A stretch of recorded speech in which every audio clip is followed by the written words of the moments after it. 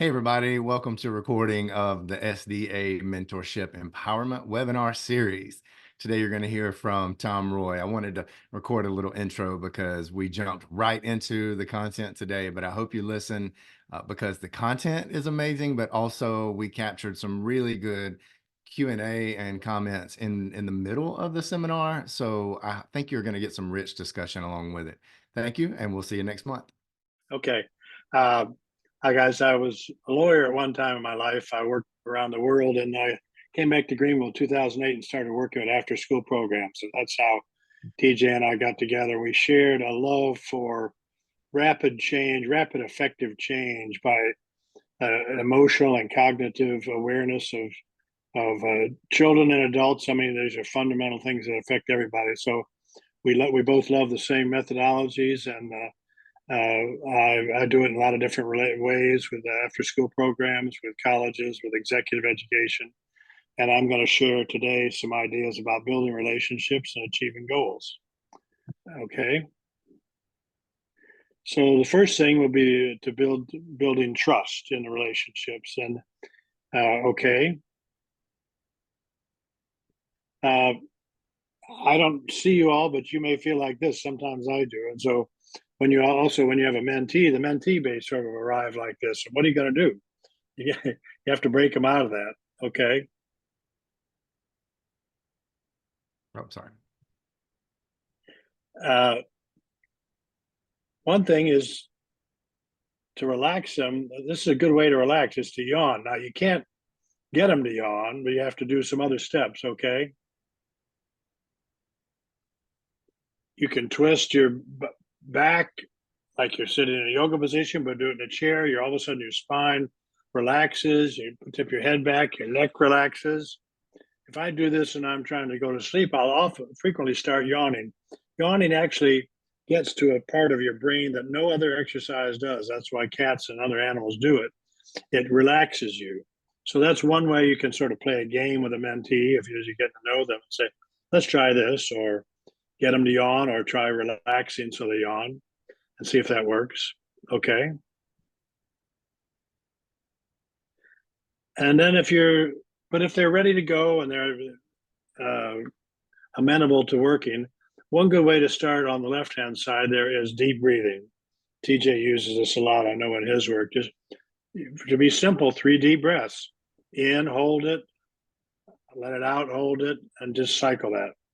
In and out, hold it up and down. And 3 is enough. Even with small children, we find this very effective in just getting them to calm down, particularly if they're in an agitated state or coming out of school or something. It helps. And the second step can be, or even a first step, is to ask them what's going right in your life. Younger children don't know what gratitude is, what being grateful for something means oftentimes. So you start with what's going well for you in the last day or two. What did you like about what's going on? And let them talk. That's a way for you to sort of open the conversation by opening a door. That means using open-ended questions, not injecting yourself judgmentally in the process. Okay. Open-ended questions are thoughtful, can be detailed and creative. Someone says, well, I like Susie was nice to me today. Well, that's a good thing. How was she nice to you? What did that feel like? How are you doing with Susie? Is that a good relationship? What else has happened? Try and get them to do 2 or 3 things they're positive about. And ask your questions so that requires a more complicated, not a one-word yes or no answer. Get into the details. And this invites the children to think and share their ideas, opinions, and feelings, and foster critical thinking and communication skills. And the result is active engagement on the part of the child, that they begin to think and solve problems. By the way, I want anybody, if you have any questions as time goes on, TJ, is there a chat line open or something? How do you want to handle Yes, questions? sir. Yep, we got a chat line wide open. Okay, I'm open to questions anytime. Don't let me just bull my way through here. Or you'll hear me talk and you won't get a chance to. And please interrupt me at any time. So, well, you've got the child relaxed. They put the school day behind them. They're kind of focused on what they're making them feel good. You're inducing a positive emotion on their part. by asking what they feel good about, or with the older children, what are you grateful for? And so that's a good way to start. And you're asking questions. You're asking open-ended questions which invite them to share. Okay. Here are kinds of open-ended questions. If you can ask them to draw something, if they say, "Well, draw me a picture," so what did you? And ask them about the picture. Ask them to write something down if they like to write. Ask them to tell you a story. Why did you choose that story? Why to write about it? I start asking questions about it. Let them get into their life, and you listen to their life. I've had this happen frequently. How's your family? How's your brother doing? I have a brother who is in prison. How's he doing? He's fine, so forth. And they open up. You learn more about them, and you're not being judgmental at all. Okay. Now, what? Click again. You can even have them write this down for the older kids, or for the younger kids. Frequently, we gave them a little booklet. We get a little booklet that you would share, and if the child's too young, you can write down what they're grateful for each day. Put a date on it. Write the 3 things they're grateful for. Comments about it. Something they go back and look at after time. And what we found is that's only very effective in creating a relationship between the two of you. But even, okay, click again. So the children in the middle school in particular began to keep a journal. This became their booklet. And it became a booklet of your conversations with each other and what you're learning and they're learning together. So these are steps. Calm things down, create a positive attitude, use open-ended questions, create a written record each day of what they're grateful. It's very simple. It could be 3 sentences or just 3 things. Some of the child can go back and remember that every day they've had something good to say that you're together. Okay. Now, how should you be acting in all this? First thing, you've got to be listening. You have to use what we call active listening, not judgmental listening. Okay. And here's some guidelines that I've used with adults to develop a habit. If you think you want to say something, count to 10 and don't say anything. Just listen. Don't interrupt. Don't finish sentences. Sometimes we do that if we're got a hassled day. Don't agree or use "I knew that," "no," "but," "however." Ask intelligent, open-ended questions. Before you speak, say, "Is it worth it?" At the end of your conversation, leave the other person with a feeling that they are the greatest. Say thank you. Create a positive environment with that. That's open-ended listening. Okay. Next thing is, okay, don't be judgmental and share yourself. Make this reciprocal. That's how you're building trust. When the child talks about something that made them feel good, you suggest something that made you feel good. They learn more about you. That develops a positive environment between you and a sense of trust. And as you go on and you cover more subjects, give examples from your life that you feel comfortable in sharing. And the child will learn that they can trust you, and they'll be more interested in create a better relationship. All these active listening, open-ended questions, writing down, not being judgmental, and reciprocating, sharing are all ways to establish trust. Okay. And making it work, I think I may have gotten this out of. So let's go. Do the next slide, and I'll see. Go back. I've got it backwards there. Any questions about establishing trust? How has this worked with your children? Is this a problem? Does it work regularly? I'd like your thoughts about this.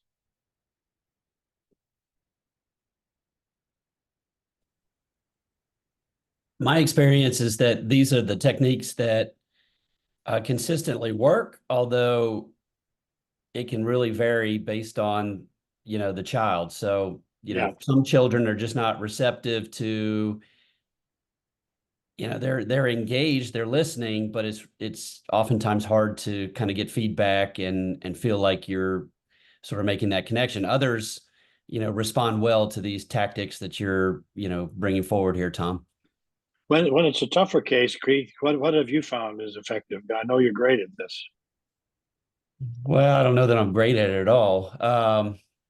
You know, I guess for me, it's, kind of a, bulldog kind of attitude that, I'm going to tactfully try to find where the soft spot is and take another angle and, the questions, asking questions, trying to understand their story, I think has been something that's really worked for me. And so, finding where we have some commonality on something, maybe it's a hobby or an interest, and just getting them talking in one spot will oftentimes open the doors to, some of these other meaningful areas.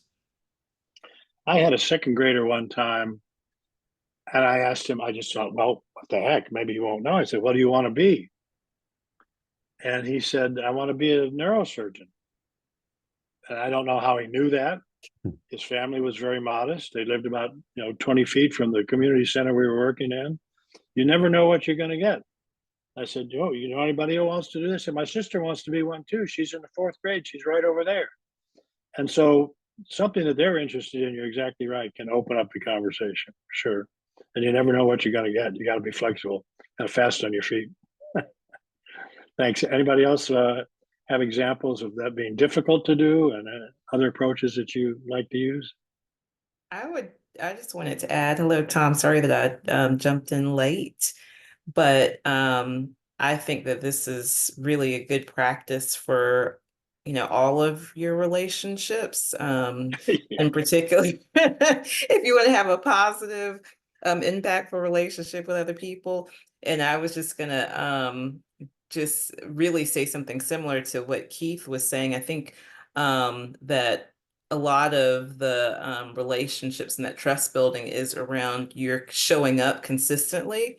Yeah. And if you, are consistently a present person, then I haven't had any situations where someone didn't eventually open up just because they trust that you are going to be there. To that point, you're exactly right, Alicia. And hello, nice to see you. Um, you can prepare yourself for the conversation like this too. Sometimes you're coming in from a difficult meeting, and you have to calm down, and you need to get ready for being the mentor. Make sure it's kind of a checklist for you to make sure that you're ready. I've had that happen to me.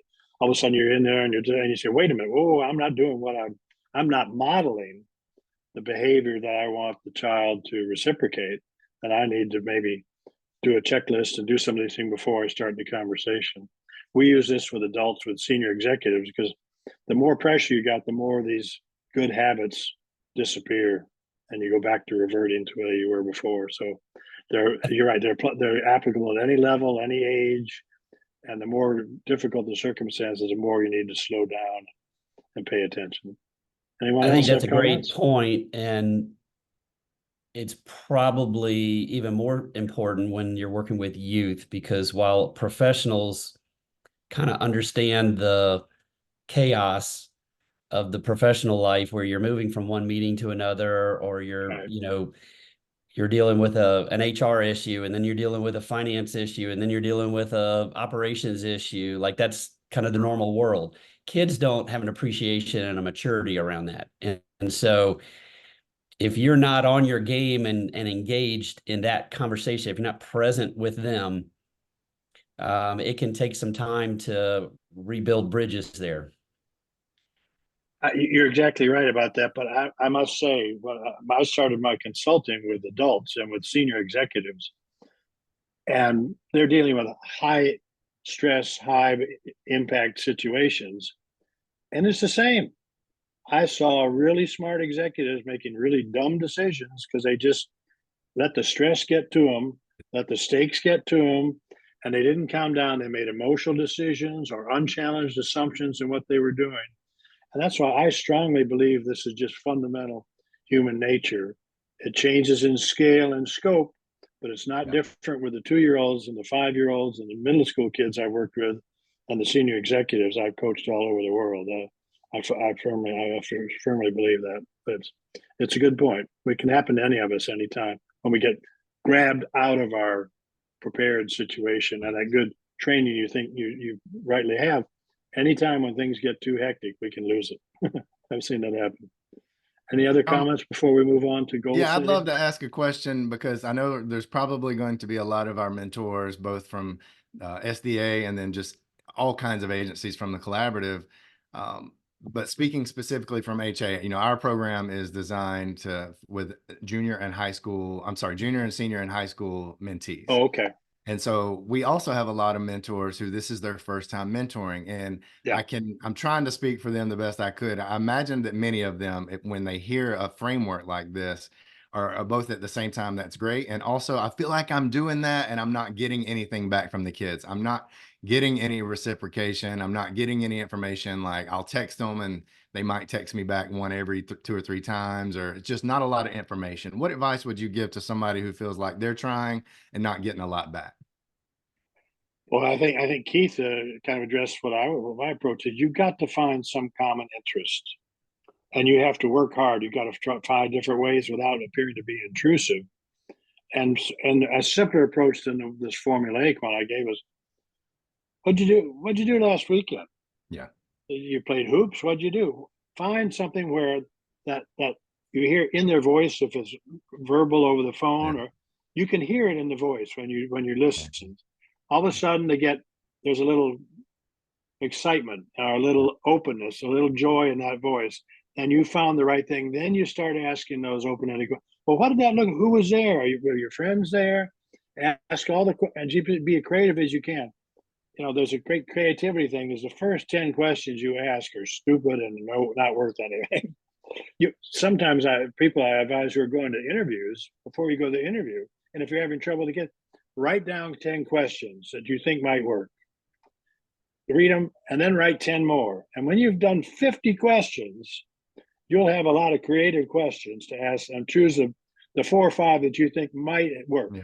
Don't just go with the standard stuff, because that's going to turn them off. That's a way to invoke your creativity in asking questions. That's a great I idea. found that helpful for people who are going into stressful interviews. But it's the same with you as a mentor. That's a stressful interview with a kid who's not responding. It You got really to is. maintain positivity and do it by being creative. Things that they wouldn't think. They might say, "Well, gee, I didn't think about that." And all the mentors I've known just ask me what I had for lunch. No one asked me whether I I like love that. dinosaurs or not. I don't know. I I think love I that. found that to be helpful in a lot of situations. I I hope it love it. might be helpful. Thank you, Tom. Now, I've got the slides a little bit out of order. I think that's what I wanted to say about building trust. I want to go into goal setting and goal achieving, not just setting, but how to get them there. And there's a little bit out of order, but that's my fault again. And the question is, making goal setting and achieving work. First thing you do is to tap into the child or the mentee's real interest. It's a long way from interest or curiosity to purpose, but it starts with interest or curiosity. You may have a kid who's just floating through high school, not motivated by anything, not enjoying their classes. You need to help them find out what they really are curious about. Again, my interest working with kids was more middle school age, but there was a kid who was autistic. He was in the 5th grade. He couldn't even read. And I talked to his tutor in this case and said, "I don't know how you're going to assess whether Michael is interested." And I said, "It's easy. When he finally could get to read, he wanted to read books about dinosaurs. So I don't care what it is. It's not going to be their life's purpose. He's not going to be a paleontologist, but he's interested in something. There's a spark of creativity there. It's like the questions about getting them to answer and get something they're interested in. That's when you can dig in and begin to think about, what do you want to do about that? Is something you want to go take that further, and you can lead that into setting up a very simple goal. Motivationally is important, and this is maybe the older kids. And what you need to think about is, from Daniel Pink's book Drive, he boiled the psychology down to say the 3 sources generally of motivation for people are a purpose, something greater than themselves, when they can do something that they're autonomous about, they have control over what they're doing. That may not be in school or in the organizations they're in, but it might be some part of their life that the little niche in their life where they love to do that. They go home, they watch a TV show, or they shoot baskets at the park by themselves. Find something they are really able to do themselves and build on that. And the other is when they get better at something. Now it's more when you develop goals with them. It's really motivating for people to celebrate victories and achievements and progress and get better at something. And the second part here on the motivation is something that's you can tell with your kids, if they're not engaged, they're going to be almost asleep. And you know that's the first slide. You have to find the top of that curve where they're really at the point of being in flow, as they call it, where they're losing a sense of time, they're engaged, they're coming up with new ideas. When they get anxious about that, or there's something in their life that's anxious, they're on the other side. They're overstimulated. They get anxious, they get disorganized. Your job is to keep them at that optimal point of learning by reacting to their emotions, whether they're bored, not reacting to your answers. When you find that key into their personal life, that's the key to keep them at the top of that curve. And it's a fundamental psychological principle. It's a 150-year-old curve, the Yerkes-Dodds curve. That's what teachers should be doing, but don't very often. That's what you as a mentor need to do with a child. Any questions about motivation? Hard to find. Again, I'm assuming you're down the path sometimes here, but these are just some ideas to think about as you're analyzing how you need to deal with your mentee. Any questions about this? Okay, let's go. Now, the other side of this is recognizing positive and negative emotions and their effect on the context in which the child is operating. They're two different biological systems in our sympathetic nervous system. One is positive emotions and one is negative emotions. They operate in different parts of the body, and they relate to different hormones that we're excreting when we're feeling positive or feeling negative. If you have a child, and we've had some who have been extremely, and this is where I met TG, and we were talking about kids in the worst, most difficult situations, and they really needed help.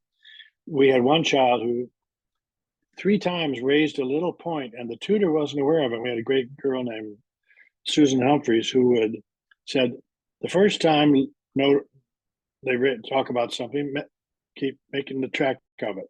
The second time, ask questions about it. The third time, get them help. That this child, the third time, told his tutor, and no one knew this, he had watched his pregnant mother get shot. Now, that child's mind was just not focused anywhere. And so you may not have this extreme with your children, but a lot of kids that you're dealing with have had difficult lives, difficult situations. And you need to be aware of that. And okay, let's see the next slide. And the next, just click it again. They have different effects on you. If you're negative, a negative emotion will narrow your thinking down to your options. You either fight or flight or freeze. It narrows your focus. It limits your options. It's meant to alert you to dangers. That's why we have negative emotion. And it may be that these children have dangerous situations. We have children who don't react to certain people because they've seen those kind of people will cause harm in their life, or children who don't like quiet classrooms because when it gets quiet at home, someone gets hurt. So children will react differently. But over time, if you have more positive than negative emotions in your life, you begin to secrete hormones that change the chemical balance, and you tend to be negative in your thinking and in your decision making. So you have a narrower focus, less effective for dealing with creative, positive decisions, and the planning that you will make in your own life will be affected by 2 limited options. So the negative emotions are useful, but in excess, they can undermine being creative in your life.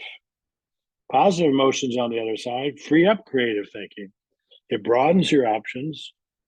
It allows building on emotion to elaborate new idea. Well, that means this. I could do that. I might be able to do something else. And you begin to have a conversation with them about why they're doing better. It too can be excessive. We all know people who become Pollyannish. They get unrealistic because they're overstimulated by dopamine or whatever hormone we're talking about here, which is different hormone. And so they need to calm down, and we'll talk about later ways to make their planning and their goal setting realistic, but just be aware of the emotional context with the child you're dealing with and be sensitive to that. And the more difficulty the child has, okay, TJ, one more click.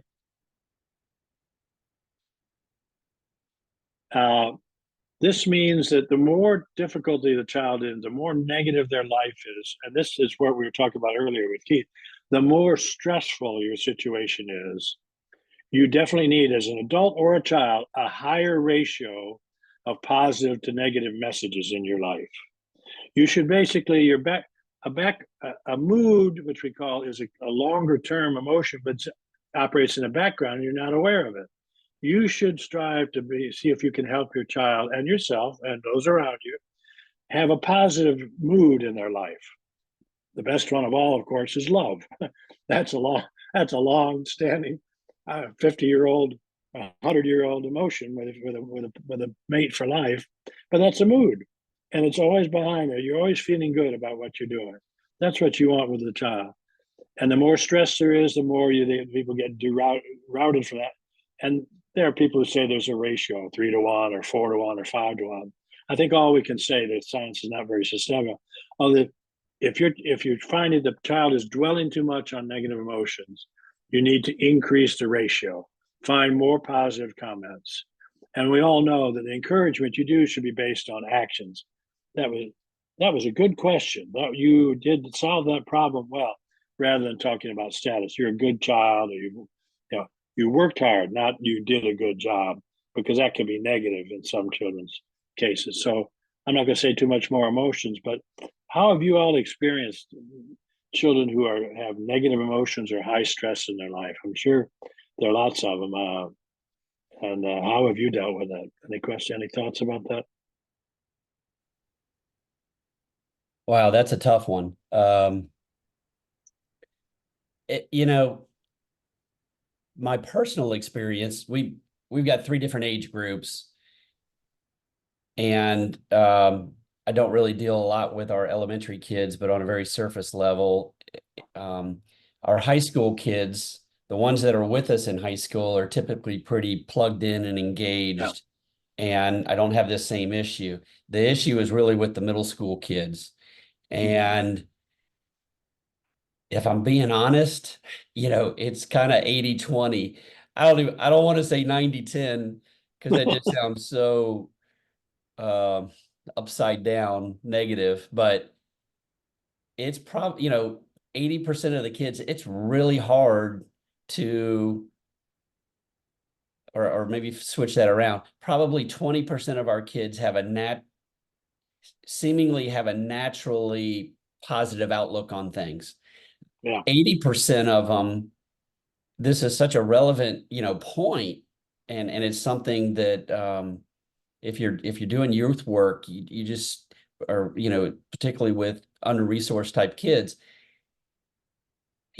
part of it's the age, and part of it is, the nature of some of the kids that we, have the privilege of working with. But I don't have any real answer to that. It's really, really tough.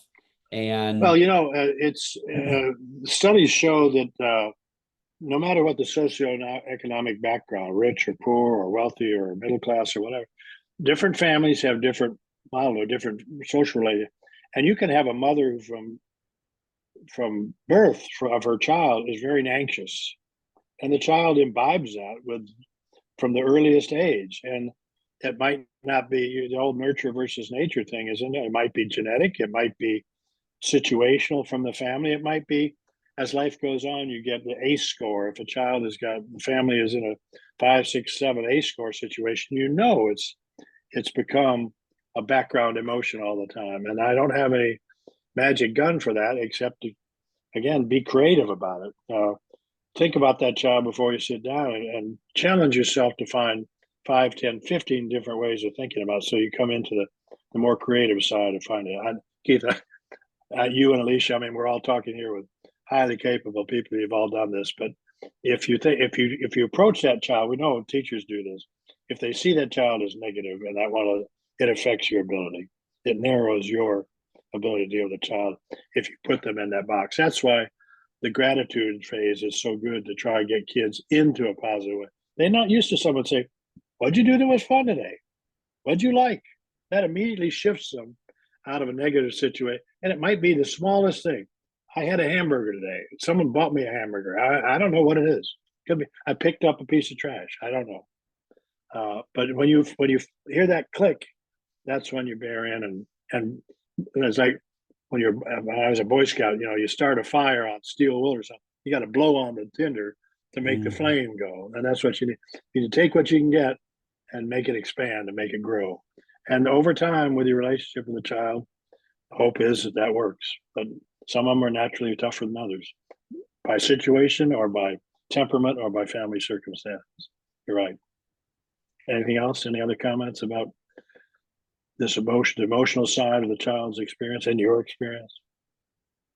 I guess just again going back to Keith and the changes that I have seen and even experienced personally going from elementary grades into middle school. That shift and that change is pretty prevalent, I think. And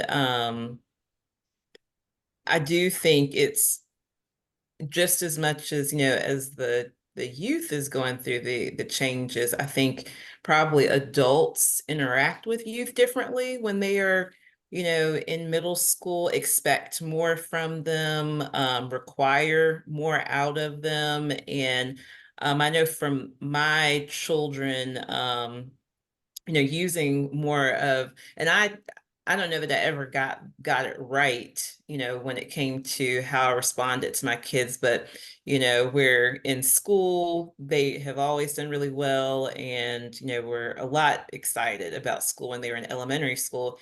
When they got to middle school, it was like just a change, a shift. School no longer was, fun for them, and no Yeah. longer was something that they looked forward to, and it evoked these negative emotions when they had to get up and go. And so you were experiencing that negative emotion that they were feeling about going to school, and that's generally what it was all about. Alicia, you can tell me, because this is a bias of my history with the United Way. When we first started On Track, the focus was on middle school kids, and in the meetings we had with the community people and everybody talking about what the innovation was that the program could become, I made that point. I said, look, you're focusing on a methodology that the government comes with the studies from Johns Hopkins based on middle schoolers. You're picking the toughest age to have an impact. And I don't know whether that was right or not, but I seem to recall from one conversation you and I had that On Track was beginning to look more at elementary schools. Have I got that right, or did I misunderstand? Well, I think to your point, I think there's an awareness that the if the earlier that you can provide supports, remove barriers for a student for their families, the greater the impact. But I think the middle school and even in the high school now, where On Track works, is still the focus of the area, but Yeah. Okay. looking at opportunities to be able to support students and families, as especially the feeder schools, into the On Track middle and high schools. One point is that the studies show that if you're trying to change a habit, and here we're talking about the ability of a child to experience a positive emotion, it's a habit or some kind of state that they're in because of hormones or because of circumstance, whatever. And I have seen this in classes, even at the adult level I've taught. Some people are ready and they can make the shift quickly, but there's a bell curve. The people at the other end, I've had people who are never going to change, and some who actually, if I had the capability, I would have referred them to a psychologist or a psychiatrist because they were not in a good place. It was beyond my capability. But in the middle ground, the studies show it can take people 7 weeks of practice to make a shift like this. Because it's all embedded in your cells and in your hormones and your structure of your brainstem and other things. And I've seen adults who I gave them exercises to practice One was just listening, like we talked about, 2 or 3 days a week, and keeping track of whether they're following those guidelines I listed earlier. I had a guy who had worked with his best friend every Friday night. They had a beer, and after he did that for 7 weeks, he didn't know what was going on. He would send me his. He made a little point. What did I observe and what did I learn? And nothing happened for 7 weeks. He came back into the class and said, "This guy told me things the other night he's never told me in his life." And I said, bingo, because there is a thing called limbic resonance. The limbic system in your brain, which is the seat of emotions, and also understanding other people. There's some weird situation. I can't tell you what the neurological mechanism is, but it's a fact, is that over time, when you exhibit patience and outreach and good listening, over time, when you expose that to other people, they will change over time. And that's what happened between this guy and his best friend. The guy felt comfortable with him dealing things because the guy had practiced being better at what he did. Now, I'm I not got saying that that's what we can all do. starred and circled on my paper. Tom recommends using beer to get through to kids. Yeah. Well, that's lowers inhibition. Might mean they want to fight, though. I don't know. I can get on that train. It's not on my slide deck, I assure you that. But unfortunately, this is recorded, Keith. You got me nailed. Okay, well let's move on then. TJ, next to this, what the next slide? I don't even remember. Now we're going to talk about goals. Well, we haven't talked about goals. Okay, let's go. Connecting with purpose. We talked about that. Let's go. Okay. Purpose. Examples of questions. I didn't know whether we were all dealing with middle and high school kids. I mean, these are examples of things that we found useful, but we're way beyond that because of what you're. I did find at Sterling in particular, more kids than you think in middle school are thinking about what they might like to do later in life. Keith, you and I have talked about this. I remember the kid who liked to draw and design. Mm-hmm. And you found that the people and the counselors in the school had no idea what to do with that. Where in fact, the Prisma has got a whole section of people who use art as therapy and their jobs, great jobs in that. And the counselors didn't even know that. And this child knew he wanted to draw, and there was a great opportunity. I have a friend who had huge mental problems himself, but he was taken as a counselor in that program, even though he couldn't put one foot in front of the other in his own life. But that ability was of value. And so some kids have interests that are beginning to be more defined at this time, and you can hook that to something they might like to do in the long run. Might get them out of their lethargy. I've seen this, but I'm not saying I know how to do it every time, but I do. Often there are opportunities. If you ask them, well, what's going to happen when you finish up high school? What are you going to do the next day? We've all talked about this, and I was working with Mentor Upstate about this, and when we were working at Carolina High, we had 100 mentors in the school. We were going to try and get the kids to have a life plan by the time they were seniors, and that was all hooking into this and connecting their interests to what they could do about it. Okay, TJ, let's move on. Another way is if they begin the conversation, this is a classic technique, but it's got psychological underpinnings. It's 5 why. Well, why do you like that? Because frequently they don't know why they like that. They don't know what they really like about that. If you've got the conversation going, continuing to ask why can help them lead to what their fundamental assumption is and what they really care about. I was in a training one time in London, and they just paired us up with people. This guy, they said, now, share some objective you have. And the guy said, well, I want to move my house in London. It's really expensive, but I got to do it. I just did this dumbly, not knowing what he was doing, just kept asking why. The guy, he said, well, we don't have enough space. Well, why don't you have enough space? Well, it's a small area and we got kids. We just kept going. Finally, he realized there was something he could do other than moving his whole house and family. And he found a different purpose. And all I did was ask 5 questions. Why? But you can do this with a kid and say, well, what are you really thinking? What is that about? What is behind that? If you have a conversation, obviously, you're now getting the relationship situation. But the reason this worked is because of cognitive behavioral therapy theory. That is, we have unchallenged assumptions which are deep in our mind, They're cognitive assumptions, not emotional. You think something is some way. So when you get a question or a stimulus, you respond and you behave a certain way because you got an unchallenged assumption that's in the middle and causing you to act a way that's not realistic. And this is a simple way of being a cognitive behavioral therapist, which is helping someone else find out whether their assumptions are realistic or not. And so when you can get to a realistic that and the person go, well, wait a minute, that doesn't work. That's ridiculous. I had a senior executive ran a consulting company, which was in shambles, and he went through this process of just challenging himself during the week about this. And after 1 week, he changed his whole life around because he realized he was telling himself that he was not as successful as his colleagues from the Indian Institute of Technology that he hadn't seen for 40 years.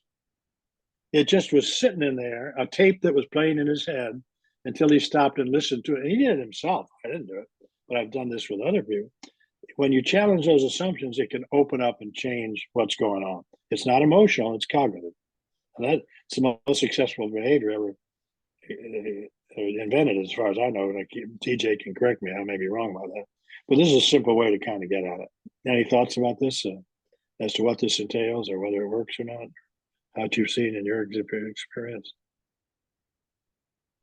I've just seen people radically challenge themselves when they realize, I've been thinking that's ridiculous. Yeah. Okay. I haven't tried it as a kind of the whole five ways thing. So it's something that I'll try to find one of our students that I can apply this to. So good idea. Yeah, I mean, it's not always why. You have to vary the questions a little bit. Yeah. But getting again, it's open-ended question. Well, what about that? What does that mean? Yeah. What would that look like? Would that peeling back work? the onion deeper and deeper. Exactly. Mhm. And just don't give up until when they start coming up with the same answers, then you've probably gotten to where it is. When they can't think of any other reasons about why they're doing what they want to do or why they want to do what they want to do. Then you've probably gotten to the bottom of it. I'd take 5, might take 10, might take 2. I don't know. Mhm. Okay, next There's slide. time. I just wanted to add, there's like so many good like metacognitive exercises like this that you Right. can use. I'll use these on myself all the Yeah. time Yeah. if I'm struggling or just overly frustrated with something, to just kind of challenge my own thinking. Yeah. Now, I do just want to say, Tom, you did not say this, but I just want to be very clear for anybody who's watching. Don't take this and like go tell kids that you're doing cognitive behavioral therapy. No. I just No, want I to didn't. protect. I want to protect all the mentors. Make sure that you don't butcher unless you're licensed as a therapist in South Carolina. That's why you notice my headline is ways to figure it out. It's not how to imply the cognitive behavioral therapy. I know you didn't. I just want to protect everybody.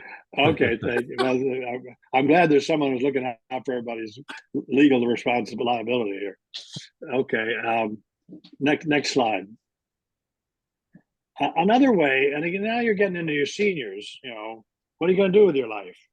Anybody ever used the wheel of life approach? No. It's very common and very simple.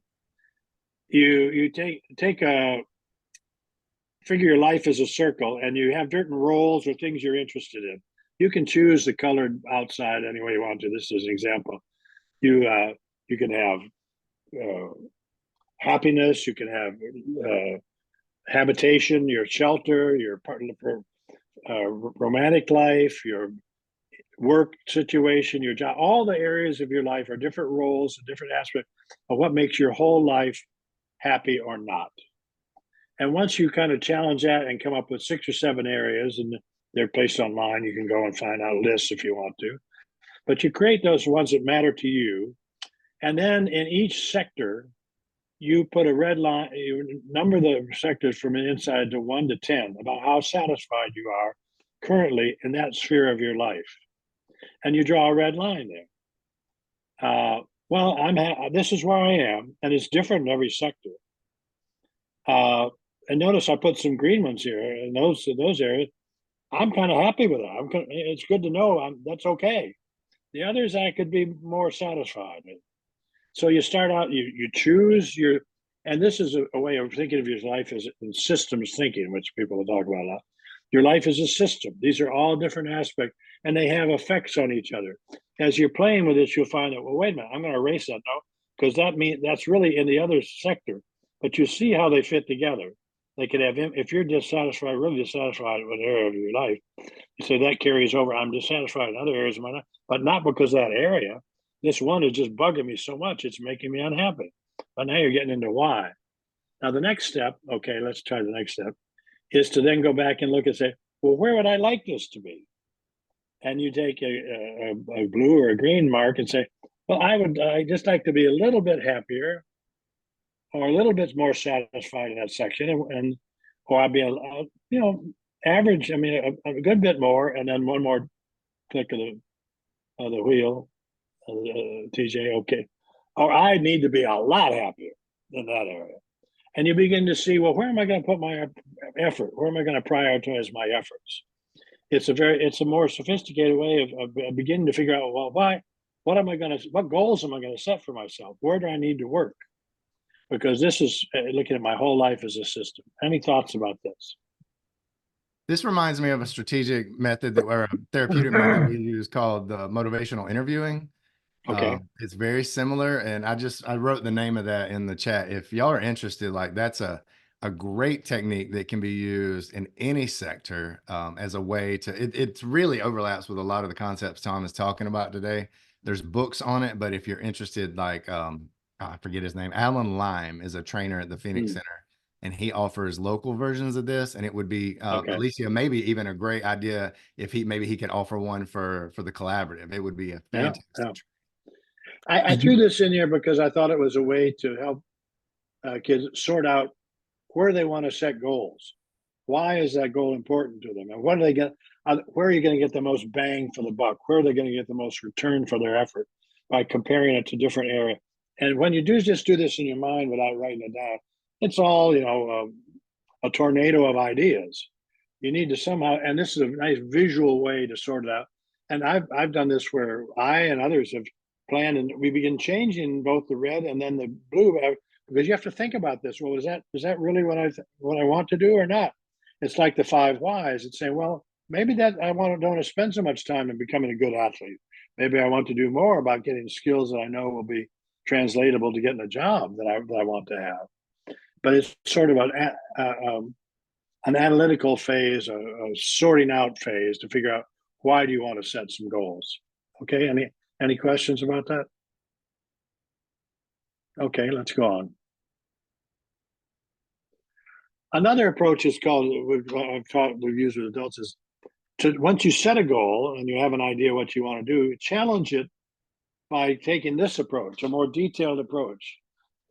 What is the outcome? You may have chosen one of the areas. I want to be able to make $80,000 a year 2 years after I graduate from high school. I don't know what it's going to be. Skills Gap, if you may know, Skills Gap has a game they're developing downtown Greenville. You play a game, and it will pop up the name of a local employer. If you have that skill in biosciences, they have an entry-level job, and it'll say entry-level job is $70,000 at Biotechnics, which is on Lawrence Road. So there are ways to get immediately linked into this. But in any goal you want to set, think about the future and get you into that positive mode of thinking, well, what would it look like? What would it feel like? What would I be doing? Be quantitative about it. And there's also a question thing called future back. Instead of dwelling on the future, how hard it's going to be to get there, you start at the end and say, well, what would that look like? And you get into that, you visualize it. It becomes tactile and audio vocal to you, and colorful. You can increase those registries, and it becomes a real viable thing. Then you step back, and we're back to the 5 whys. What assumptions do you make about what it would take to get there? Because these are not reality. This is just what you think. So, and they could be obstacles, but they could be obstacles, and know what these are. And you can do this in 2 ways. You can say, well, what would it take me to get from here to there? You can step it back. What would I need? That goal, what would the last thing I need? What's the next last thing? That's called future back. That's a way to get the actions straightened out. Then you can challenge the actions and say, well, what are my assumptions about why that ladder of activity is realistic? Is that true? So this is an interactive process, breaking it out into smaller bits of analysis a really vivid idea of what you want it to be, and you can challenge that to get it clear. Develop your list of actions, and then challenge the assumptions to make sure your assumptions are. And I've sat down with an experienced guy who was 40 years in installing factories in different parts of the world. He said, "Well, I want to build a factory in Shanghai, and I've never done it before." And he had a plan he had worked out over a month with his team. And four of us who didn't know anything about what his business was just asked him about assumptions and actions. It's, well, what's behind that?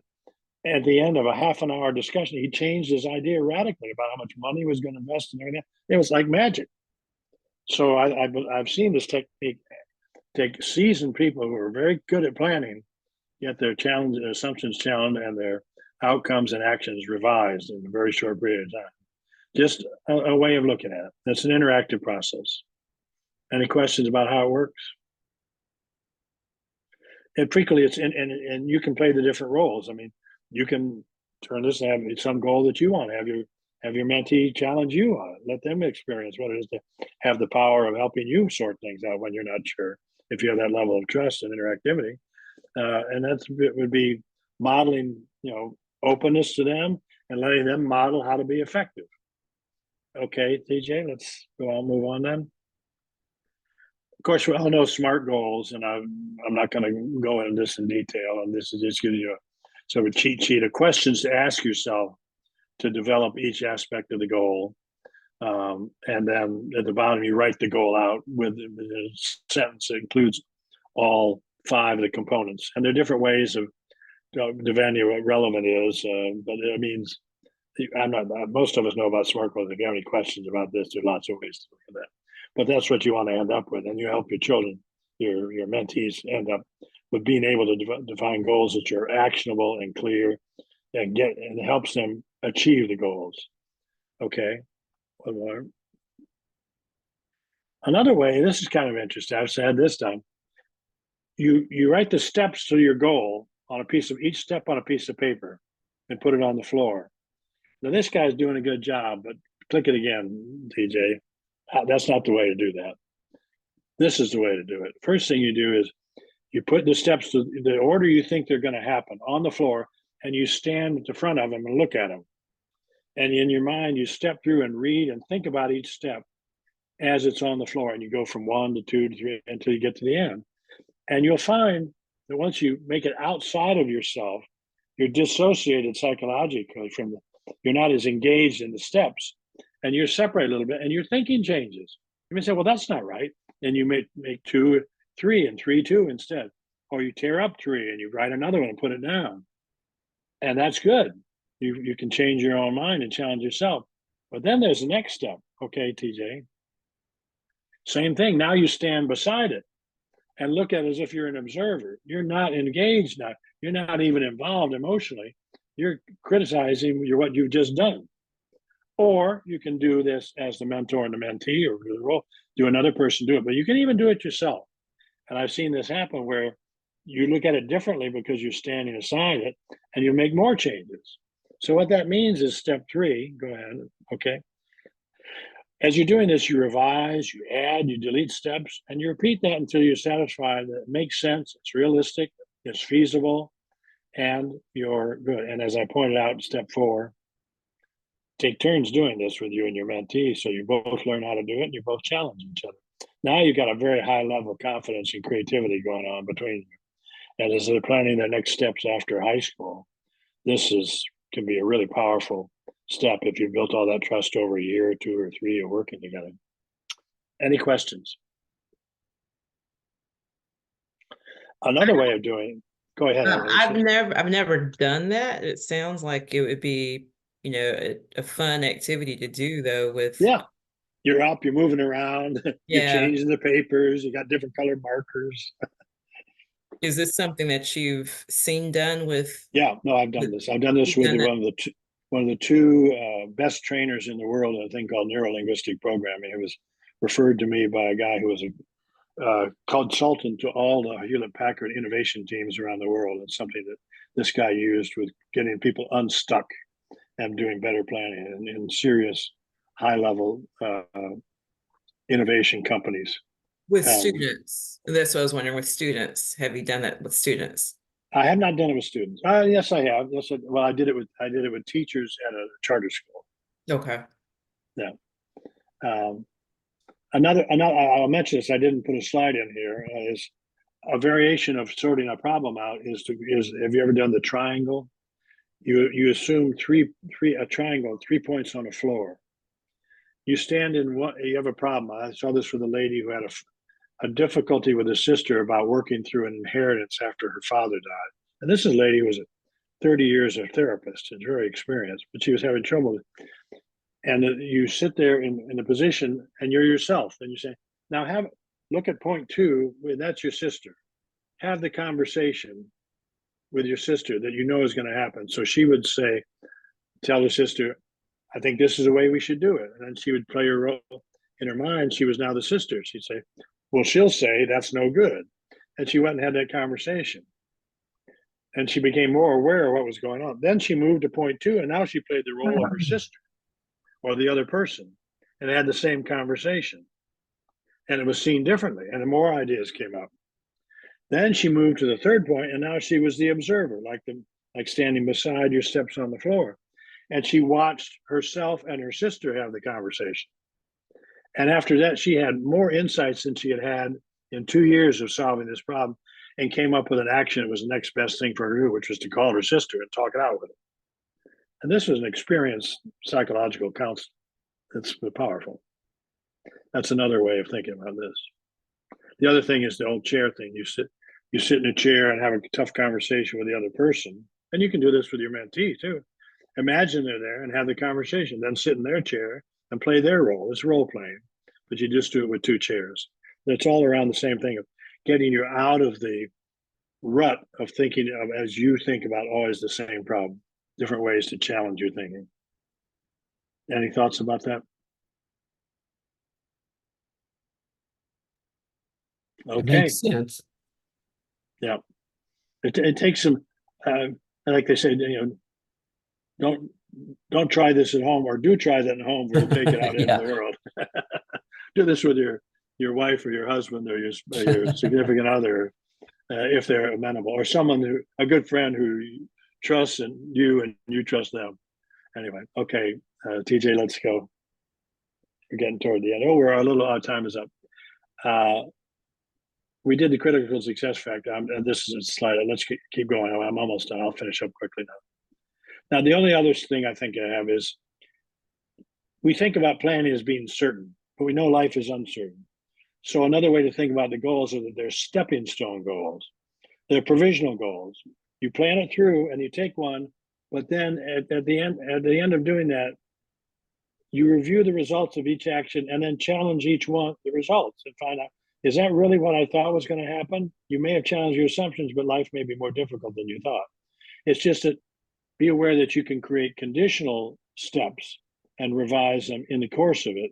And this is the way we teach people to do innovation in major companies.